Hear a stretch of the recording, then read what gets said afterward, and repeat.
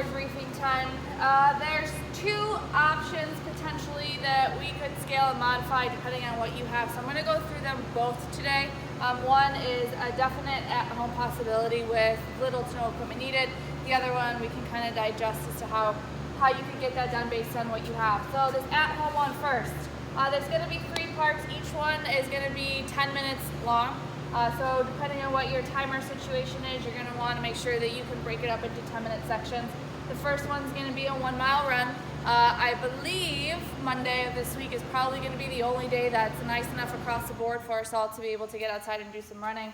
So we're going to do a 1-mile timed run there. You'll do that in a 0 to 10-minute window. So whatever time you have left after your run is yours to rest. Now, if you're not confident that you can get that 1 mile done within your 10 minutes, maybe scale it back to 1,200 meters versus the 1,600 meters, something that's going to give you at least 90 seconds or so to kind of recover before you go into part 2. Part 2 is going to start right at that 10-minute mark, and from 10 to 20, you're going to AMRAP. So you're going to work for that whole 10 minutes.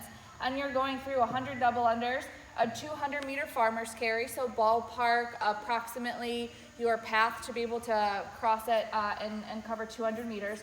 We're going to do 100 overhead lunge steps. So this is not meters, this is going to be steps. You're taking alternating lunge steps, so 50 on each side.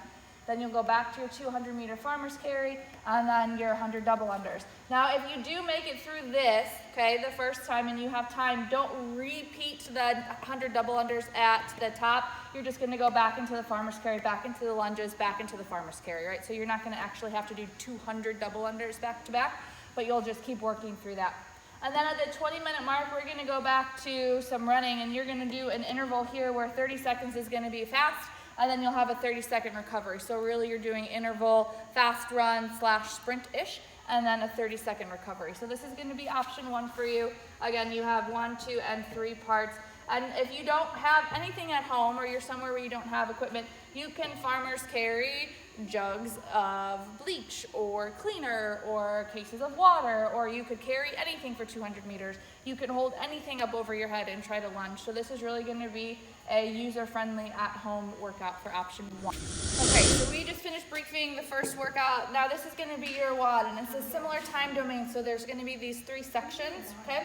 And we're doing a 0 to 10, a 10 to 20, and then a 20 to 30. And so let me go over what the movements are going to be, and then in the videos following, I will demo some ways that you can scale this based on your kettlebell and your plate or your dumbbell not having access to a barbell. So in the 0 to 10 workout, so from the start up until the 10-minute mark, you're working through 5 rounds of 6 power snatches and then 12 pull-ups. So the assumption here is that you can get through those 5 rounds within that 10-minute time period and have time to rest, right? 90 seconds, 2 minutes, something to allow you a little bit of recovery time. The power snatch would potentially be with a barbell, right? And that's when we go from the ground to overhead, right? So we would do 6 reps there and then 12 pull-ups. We can sub and modify pull-ups any way that we would normally need to. At the 10-minute mark, from 10 to 20, in this workout, this is where you're going to run your 1 mile, okay? So you'll have your 1-mile track. Again, you're going to want to try to get that done to give yourself a minute, 90 seconds or so to recover before you move into this last section. Scale that distance back if you're not confident that you can do that in 8.5, 9 minutes.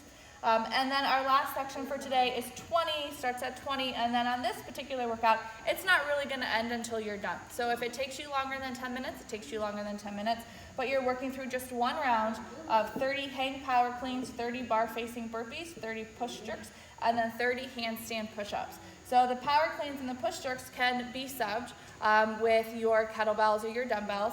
Even if you just have 1, that would be fine. I would double that number though, so that you make sure you're getting 30 on each side, and you could go back and forth as needed with that. If you have just a plate with you, we could still do like a ground overhead with the plate for the snatches and the power cleans. So there's lots of options to kind of break that down. So you do have quite an array of choices for Monday.